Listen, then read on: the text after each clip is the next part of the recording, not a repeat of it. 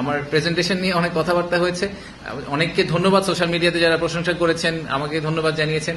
আমি জেনুইনলি মনে করি এটা আমার চাকরির অংশ, দিস ইজ মাই জব। আমার কাজই হচ্ছে বাংলাদেশকে নিয়ে বাংলাদেশকে প্রেজেন্ট করা, বাংলাদেশকে সেল করার চেষ্টা করা বিদেশি বিনিয়োগকারীদের কাছে। তো সেল করার চেষ্টা করাটার জন্য এটা আলাদা প্রশংসা কিছু নাই, যে বিদার চেয়ারম্যান হবেন ভবিষ্যতে ওনাদের এক্স্যাক্টলি এই এক্সিকিউশনটাই করতে হবে, এটাই ওনার কাজ। সো এটার জন্য আলাদা করে বলার কিছু নাই। আর এই প্রেজেন্টেশন বানানো বলেন, ফুল প্রোগ্রামটা অর্গানাইজ করার পিছিয়ে অনেক মানুষ একসাথে কাজ করেছেন। সো ক্রেডিটটা আসলে সবার একসাথে প্রাপ্য।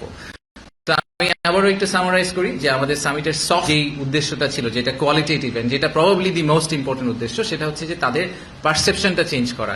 আমরা একই সাথে সংস্কারের কাজ করব, একই সাথে আমরা বিনিয়োগ ব্যবস্থা উন্নতি করার চেষ্টা করব, বাট একই সাথে আমাদের একটা পাইপলাইন বিল্ড করতে হবে। কারণ এই ইনভেস্টার 12 মাস পরে যদি বাংলাদেশে ইনভেস্ট করার ডিসিশনটা নিবেন, ততদিনে হয়তো আমরা ইনভেস্টমেন্টের সিচুয়েশনটা ইমপ্রুভ করে ফেলতে পারবো আগামী 12 মাসে। কিন্তু আমরা যদি এখন বলি যে ভাই না, আমার তো ইনভেস্টমেন্টের অবস্থা ভালো না, আপনি 12 মাস পরে আমার সাথে কথা বলেন, আমি এখন আপনার সাথে কথা বলতে চাই না, একটু ওয়েট করেন।